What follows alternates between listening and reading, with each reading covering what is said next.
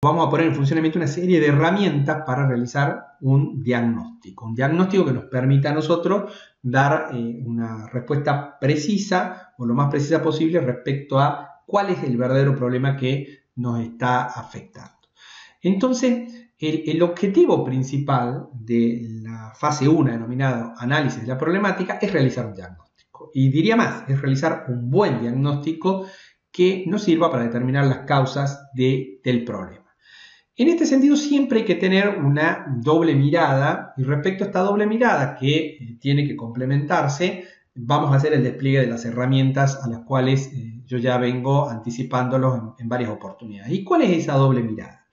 Tenemos que ser capaces de mirar al mismo tiempo factores tanto internos como externos. Cuando digo interno, digo mirar nuestra organización, tener herramientas, o por lo menos una, nosotros vamos a hacer énfasis en una en lo particular, en el caso de la parte interna, que nos permitan a nosotros ver a nuestra organización y ver qué es lo que está sucediendo en la misma, que nos está ocasionando, insisto, una situación problemática en términos en términos negativos o en términos potenciales, o bien que no nos está permitiendo aprovechar determinadas oportunidades que se puedan presentar.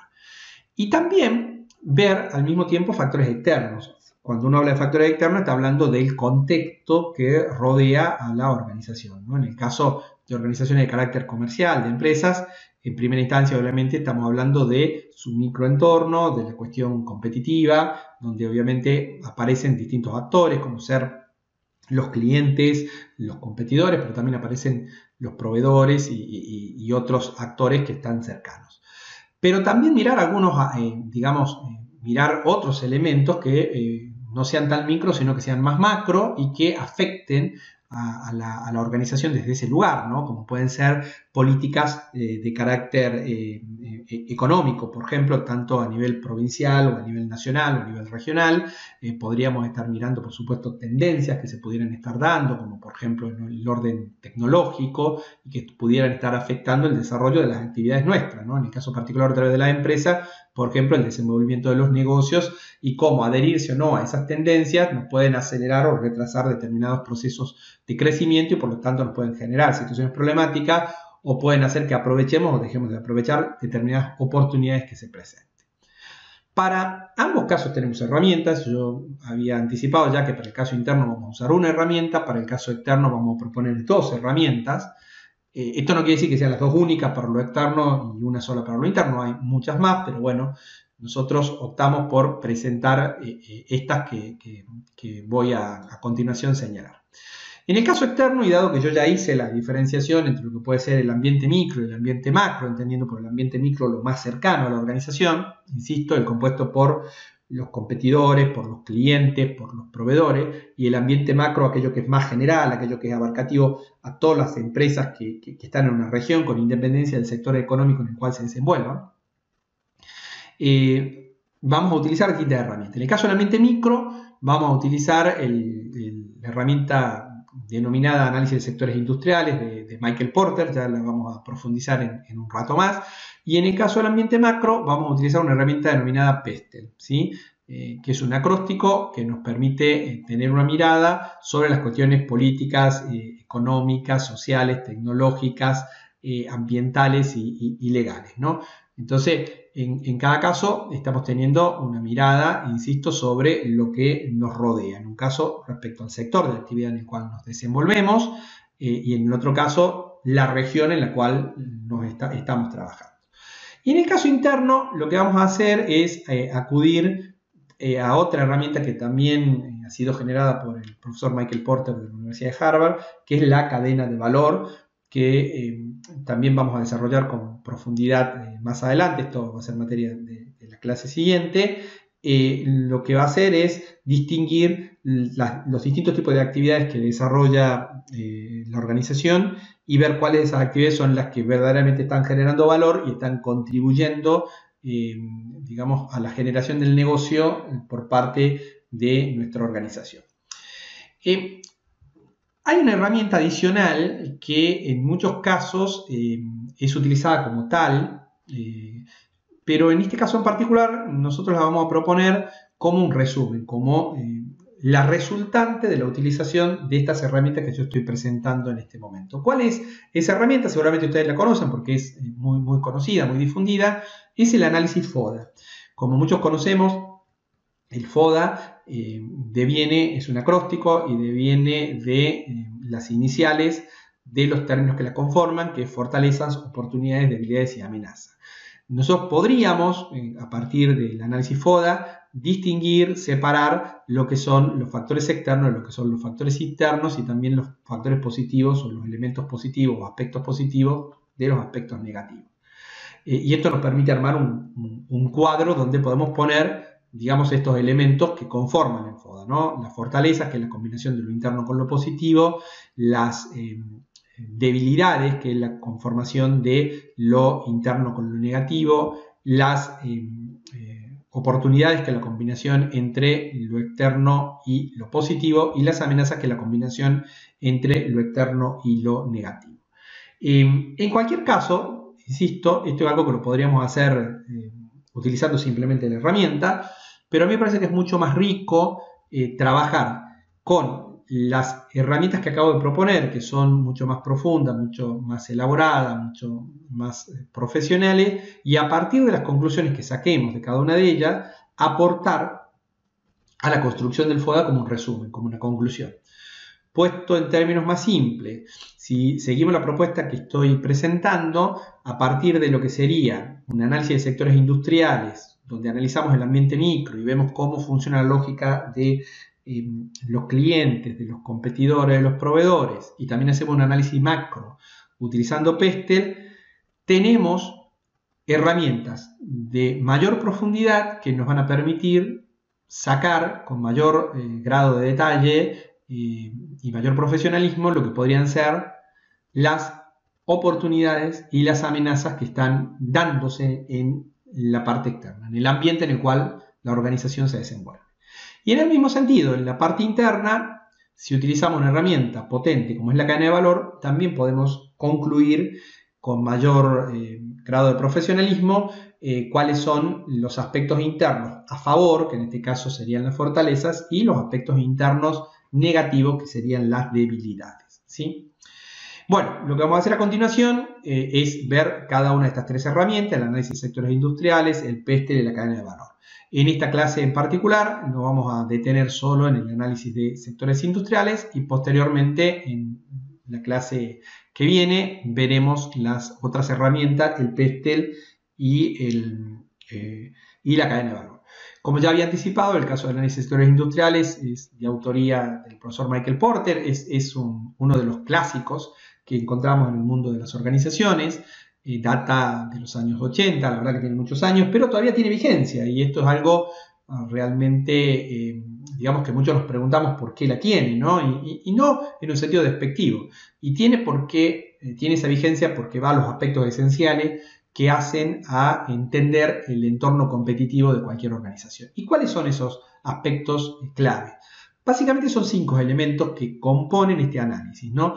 El primero de ellos tal vez sea el más evidente, al cual uno no tiene mayor dificultad para poder visualizarlo, que es la rivalidad de los competidores actuales, o sea, cómo compiten aquellas empresas, aquellas organizaciones que están en un sector determinado.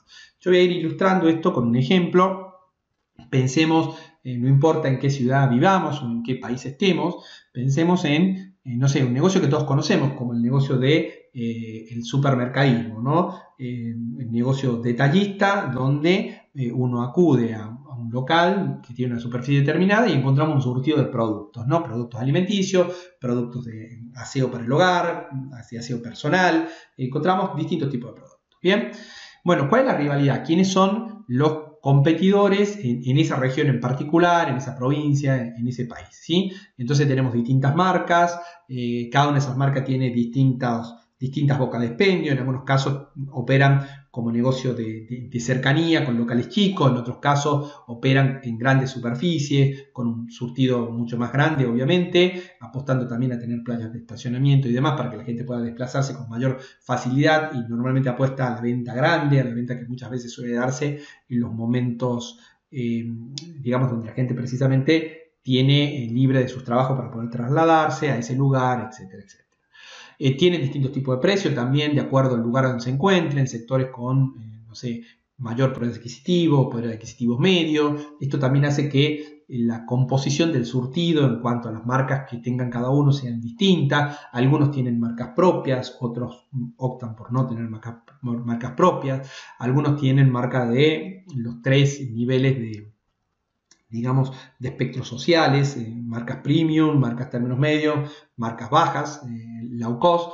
Otros optan fuertemente por marcas low cost. Caso, no sé, Superdía, digamos, una cadena nacida en España, donde básicamente compite fuertemente con productos de precio bajo. Esa es digamos, su estrategia de competitividad. Y hay otros que, insisto, trabajan tal vez más con marcas premium. Bien, en cualquiera de los casos, lo que tenemos ahí es la rivalidad de los competidores actuales, la cantidad de competidores, la cantidad de productos que ofrecen, sus bocas de expendio, las marcas con las que trabajan, los precios que ofrecen para cada una de esas marcas, etcétera, etcétera.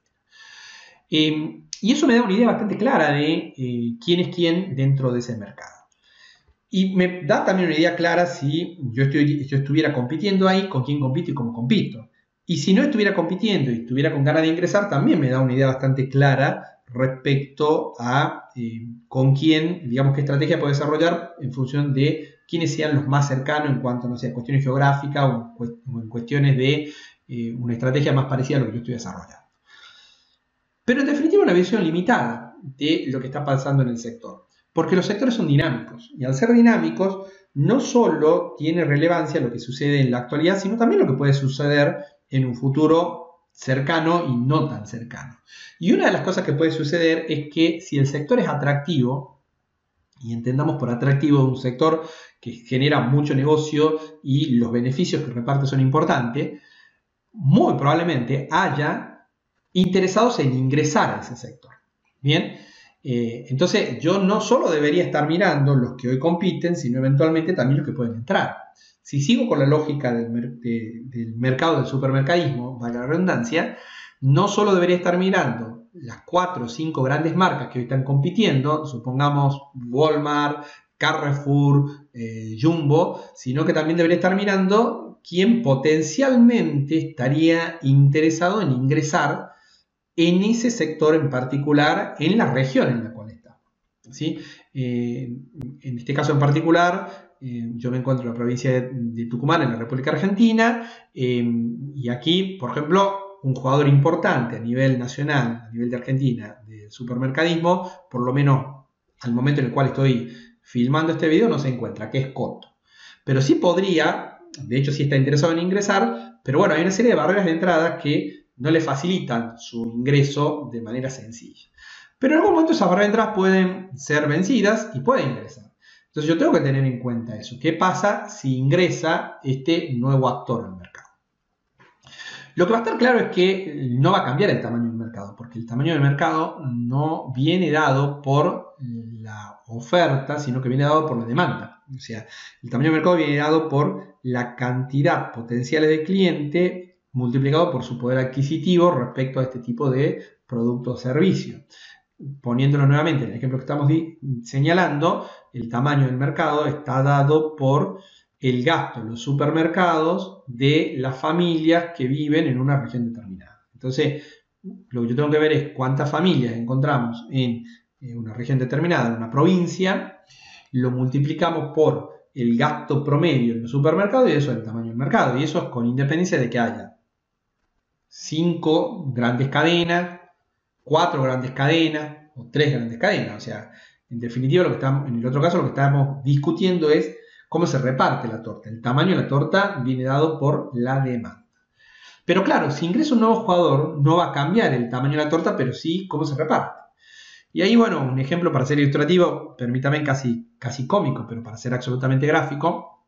Esto es como que tenemos un plato de comida y en esa comida están participando una serie de animalitos. Hay unos perritos que están comiendo, no sé, tenemos un bulldog francés, tenemos un caniche, tenemos un schnauzer y ellos se lo reparten, están comiendo. Y de pronto entra un rottweiler, ¿no? ¿Qué pasa con los otros? Y bueno, no se hace más grande el plato, sino que el rottweiler, que tiene un peso más importante, los mira feo a los otros y salen corriendo todos, ¿no? Ya, bueno, cuando entra un jugador fuerte al sector, afecta a los que están. Algunos salen más heridos que otros, pero bueno, los afecta. Normalmente los que salen más heridos son los que están más cerca, ¿no? Entonces, esto es una cuestión que uno tiene que tener en cuenta. ¿Qué es lo que hace esto? Que obviamente los que están adentro no quieran que ingresen, y en particular no quieren que ingresen los más fuertes, y establecen estas barreras de entrada. Hay distintos tipos de barreras de entrada, de acuerdo a lo que señala Porter. Algunas pueden ser de carácter legal, no es tanto para el caso que yo estoy dando como ejemplo. Si bien acá podría haber una cuestión de distanciamiento señalado por, no sé, por algún código de planeamiento urbano de alguna ciudad, pero en otros sectores, no sé, cuestiones de patente, por ejemplo, son cuestiones también de índole legal que impiden que otras marcas o otras empresas ingresen en un determinado periodo de años, ¿sí? Pueden haber cuestiones físicas, no sé, una determinada cantidad de metros cuadrados que uno necesite, y si estamos en una ciudad con mucho desarrollo, tal vez no sea tan fácil conseguir esa cantidad de metros cuadrados disponibles para levantar un supermercado que termina resultando rentable. O, no sé, la logística para hacer la carga y descarga de productos no hace que sea tan simple conseguir un lugar, nuevamente de acuerdo al código urbano, en cuanto a lo que hace referencia a los tipos de locales que se pueden desarrollar en esa ciudad. Entonces hay barreras de entrada. Esa barrera de entrada también en un caso, no en todos, se pueden transformar en barreras que me impidan salir o que me faciliten la salida en el caso que el negocio no funcione tan adecuadamente, ¿no? Activos altamente especializados, por ejemplo, nuevamente, tal vez no tanto para este ejemplo, pero para otros sí. No sé, si estoy en el negocio de la logística y bueno, tenemos camiones y los camiones no son tan fáciles después de retransformar para hacer otra cosa, ¿no?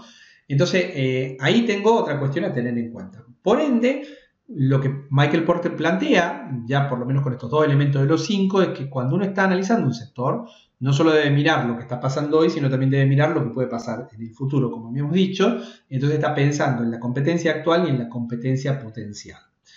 Lo otro que debería mirar, y lo señala también Porter en la parte vertical, si se quiere, de su modelo, es la amenaza de posibles sustitutos. Aquí estaríamos hablando de un mercado ampliado, donde ya no solo miramos los competidores directos, sino también miramos los competidores indirectos. Hay una ley, por llamarlo de alguna forma, en economía, que señala cómo es el comportamiento de la oferta y la demanda, ¿no? Entonces sabemos que cuando un precio disminuye, la demanda tiende a subir, la cantidad demandada tiende a subir. Cuando esto opera al revés, cuando el precio crece, la cantidad de demanda tiende a bajar. Pero, ¿qué pasa ahora también en esa ley de oferta y demanda en relación a productos que pudieran ser alternativos? Cuando el precio de un determinado producto sube, la demanda de ese producto baja, como ya lo hemos señalado, y no es que la gente deje de consumir, sino que lo que hace la gente es ir o migrar hacia el producto alternativo, que en economía no se le llama alternativo, se le llama sustituto. Porter viene de la economía y utiliza esta idea. Entonces lo que dice es, cuando un producto aumenta su precio, cae la cantidad demandada de ese producto y sube la cantidad demandada de su producto sustituto. Ejemplo típico que nos enseñan en economía, la relación entre té y café, son dos infusiones. Cuando el precio del café sube, cae su demanda y esto produce un incremento en la demanda en la cantidad demandada del producto sustituto, que es el té. Ahora, esto también se da en otros lugares. Cuando, en el caso de los productos premium, por ejemplo, la suba es significativa, bueno, hay una migración hacia productos de más bajo valor. En el caso de los supermercados, bueno, si lo que se está vendiendo es el surtido, si esto se incrementa en términos de precios, su demanda va a caer y la gente lo que hace es migrar a otro tipo de negocios que también venden surtido, ¿no? Como pueden ser negocios más cerca de cercanías, como pueden ser los almacenes, pueden ir, no sé, en el caso de productos alimenticios, incluso buscar comprar en mayoristas. También esto puede darse obviamente en el caso de productos de artículos de limpieza y demás. Entonces hay una migración que se produce desde un sector a otro. Entonces hay una contracción por parte del sector en el cual me encuentro y hay una migración hacia otros sectores. Entonces esto yo lo tengo que tener en cuenta. Muchas veces esto incluso ha significado en términos de estrategias de estrategias empresariales, ofrecer una cartera completa y no focalizada en un tipo de producto. Saliéndome de lo que estoy señalando acá como ejemplo, que es el supermercadismo, si yo estuviera, no sé, en el mercado de las gaseosas, obviamente mi rivalidad de competidores actuales serían los otros oferentes de gaseosas. Pero si hay un problema en ese mercado vinculado a precio y hay una migración, no sé, supongamos hacia las aguas, yo estoy teniendo un problema, todo el sector está teniendo un problema. Entonces, tal vez una buena estrategia sea tener una cantera más completa donde además de ofrecer gaseosas, ofrezca agua y ofrezca jugo. Con lo cual, esto pueda nivelar las situaciones cuando hay un efecto en alguno de los mercados, ¿no? Por la migración hacia el otro. Por ende, esto me llevaría a mí a redefinir mi negocio. Yo ya no me encuentro en el negocio chico de la gaseosa, sino me encuentro en un negocio más amplio, que es en el negocio de las bebidas. Bien, de las bebidas no alcohólicas, pongámosle, digamos, una definición en este caso. En el caso del supermercadismo puede pasar exactamente lo mismo. Uno podría decir, a ver, para hacerlo traslativo, vamos a tener una marca premium, el caso de Jumbo, por ejemplo, el caso del grupo Cencosud, que tiene Jumbo como marca premium y tiene Bea como una marca más low cost, más, digamos, más barata en términos de lo que es su surtido. Entonces, puedo migrar de un lado a otro. En el caso de Tucumán, nuevamente la provincia en la cual me encuentro, compiten estas dos marcas. Hay otras provincias en Argentina, para citar este ejemplo, que respecto al grupo Cencosud, incluso tienen una tercera marca, que en algún momento incluso supo estar acá, que es la marca Disco, que es una marca término medio entre lo que sería Jumbo y Bea, ¿no? Entonces, con esto, muchas empresas lo que están haciendo es jugar con una oferta más abarcativa en términos de grupos a los cuales apunta, precisamente para no sufrir las debacles que se puedan dar por las cuestiones de las migraciones en materia de sustitutos cuando hay efectos de carácter económico, por ejemplo, en el mercado principal en el cual alguna de esas marcas se está desarrollando. Si uno mira este eje vertical, como podrán ver, básicamente está centrado en el actor denominado competencia, ¿no? Entonces tenemos la competencia directa, dado por el eje central, tenemos la competencia potencial que está arriba y abajo tenemos la competencia ampliada, dada por los sustitutos. Pero bueno, también pensando en el microentorno, tenemos la presencia por lo menos de dos actores más, ¿no? Tenemos la presencia de los clientes y la presencia de los proveedores. Ambos los vamos a tratar juntos porque prácticamente son espejos. Acá en este caso Michael Porter lo que apunta es a lo que él denomina poder de negociación. En ambos casos, el poder de negociación de los clientes y el poder de negociación de los proveedores, en un caso y en otro. Y lo que busca es ver quién tiene el poder de negociación. Lo pongamos en cualquiera de los dos casos, insisto, es prácticamente un espejo. Si yo tengo un mercado altamente concentrado, tengo un solo cliente o dos clientes, evidentemente mi negocio no es mi negocio, porque ante circunstancias negativas que pueda haber con mi cliente o con alguno de ellos, pierdo la base de sustentabilidad del negocio en el cual estoy. Por ende, un negocio más firme es aquel donde yo puedo tener una mayor cantidad de clientes, por si se da alguna dificultad con alguno de ellos, no me cambia tanto, digamos, la estructura de lo que es mi generación de rentabilidad. Hacia atrás exactamente lo mismo, si dependo altamente de un solo proveedor, y bueno, ese proveedor me fija todo, me fija los precios, me fija los tiempos de entrega, me fija la calidad de producto. Entonces, bueno, en particular obviamente proveedores importantes respecto a lo que pudieran llegar a ser materias primas claves. No sé, en el caso del supermercadismo está claro que respecto a las marcas líderes, uno muchas veces no puede darse el lujo de no tener las marcas líderes. Entonces, no puedo darme el lujo de no tener Coca-Cola o de no tener productos Nestlé o no tener productos de Johnson & Johnson. Entonces, en esos casos, evidentemente, el proveedor es el que fija las reglas de juego y yo tomo lo que ellos me mandan. Pero sí puedo darme el lujo de no tener algunas marcas más pequeñas. Entonces, de pronto, a oferentes de productos de limpieza que no sean, no sé, de Johnson & Johnson, yo puedo fijar como supermercado mis pautas del precio de compra, de la financiación y de los tiempos de entrega. Marcas de bebidas gaseosas que no sean Coca-Cola o Pepsi, que son las líderes indiscutidas, también puedo fijar qué tengo en góndola y bajo qué condiciones las tengo en góndola, ¿sí? Entonces, de lo que busca acá, o de lo que estamos hablando acá, es quién tiene el control, quién tiene el bastón de mando en esa relación que establecemos tanto hacia un lado con los proveedores como hacia el otro respecto a los clientes. En un mundo ideal, el negocio tiene mucha más perspectiva de crecimiento en la medida que nosotros tenemos ese bastón o tenemos mayor control de las operaciones tanto hacia los clientes como hacia los proveedores, ¿sí?